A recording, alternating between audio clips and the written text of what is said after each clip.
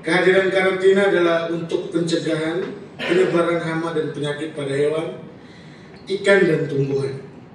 Hal ini merupakan wujud perhatian pemerintah dalam melindungi masyarakat agar dapat hidup sehat, aktif, dan produktif, serta menjaga kelestarian alam dan lingkungan.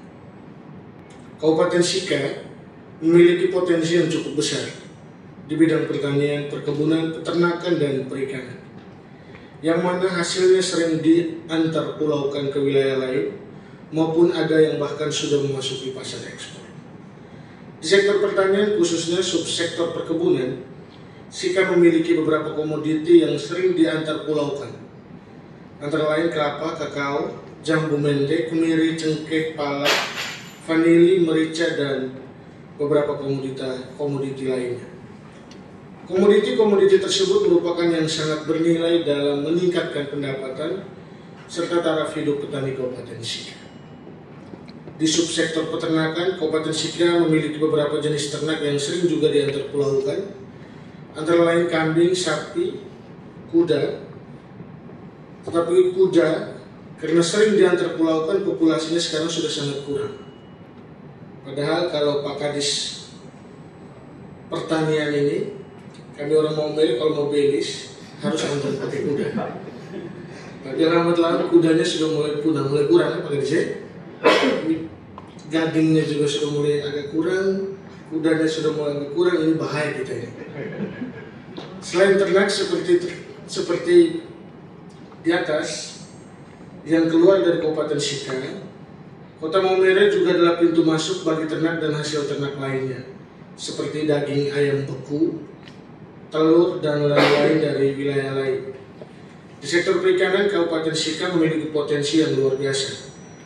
Banyak sekali ikan dari Kabupaten Sika yang dikirim keluar, dan hingga hari ini banyak sekali investor yang berupaya untuk bisa berinvestasi karena melihat potensi yang ada di Kabupaten Sika.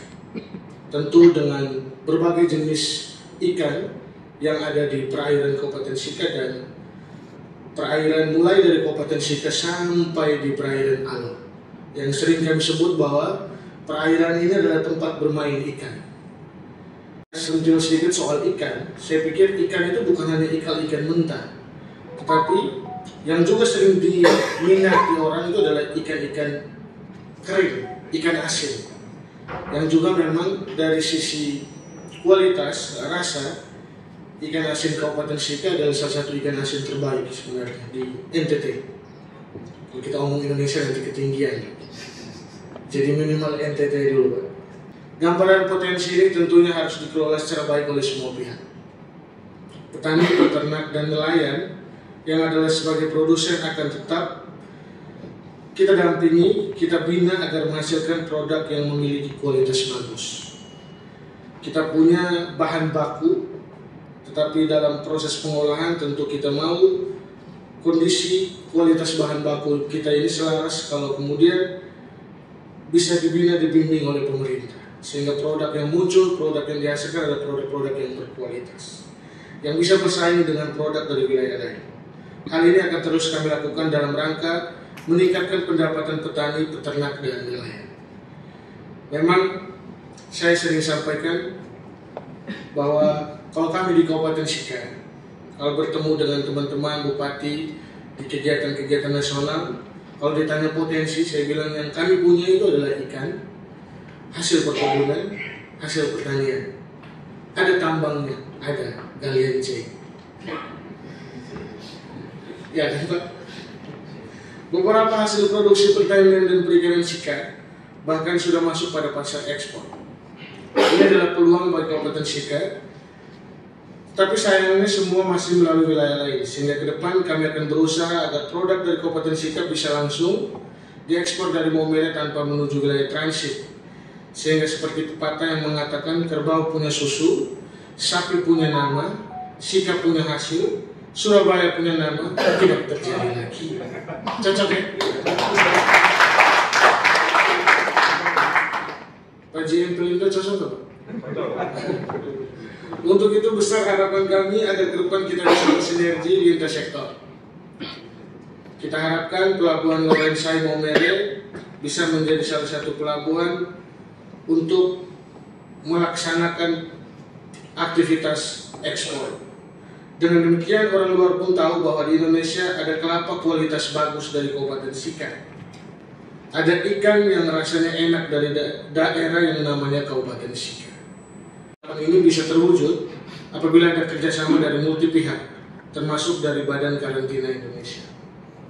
Kiranya Badan Karantina bisa menjamin produk yang dikirim dari Sika harus benar-benar berkualitas, jauh dari hama dan penyakit, serta sebaliknya produk yang masuk ke Kabupaten Sika juga sama, tidak membawa penyakit yang bisa mengakibatkan kerugian buat masyarakat Kabupaten Sika. Selain kita berbicara tentang petani, peternak, dan nelayan, sebagai produsen kita juga perlu melihat para pelaku usaha di bidang pertanian, peternakan, dan perikanan.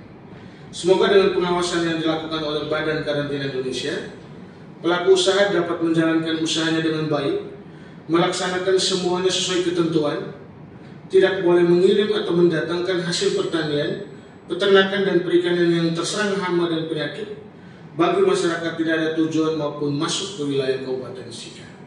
Kami berharap Badan Karantina bisa selalu mendampingi pelaku usaha di wilayah Kabupaten Sika agar dapat menjalankan usahanya sesuai dengan regulasi yang ada, sehingga tercipta iklim usaha yang sehat yang bisa membawa Sika ini jauh lebih maju dari sebelumnya. Kepada Bapak Ibu pengusaha, kami tetap mengharapkan agar dalam berusaha wajib patuh pada semua ketentuan yang ada, lalui proses sesuai regulasi. Apabila ada pungutan, retribusi, dan lainnya wajib dilaksanakan. Semuanya demi kelancaran usaha Bapak Ibu serta meningkatkan pendapatan daerah dan negara kita. Maksudnya pungutan ini bukan pungutan liar, Pak. Kalau pungutan liar bahaya kita. Bapak-bapak baju coklat bisa tegur. Tidak boleh lagi ada penyelundupan ternak, tanaman maupun ikan. Kami mohon kalau ini betul-betul butuh sinergitas kerjasama dengan Bapak Ibu, saya pikir Pak Kapolres beserta seluruh jajaran, supaya kalau bisa kita sama-sama menjaga sehingga tidak ada lagi proses penyelundupan secara ilegal, yang mana harus kita sama-sama jaga sehingga semua proses barang masuk dan keluar itu harus sesuai dengan ketentuan dan aturan. Yang terakhir, terima kasih kepada Badan Karantina Indonesia Provinsi NTT, Pak Simon Soli, yang akan melakukan sosialisasi tentang perkarantinaan dengan semua regulasinya. Kiranya kegiatan ini berjalan sukses dan berguna bagi kita semua, petani, peternak, nelayan, pelaku usaha, dan instansi terkait.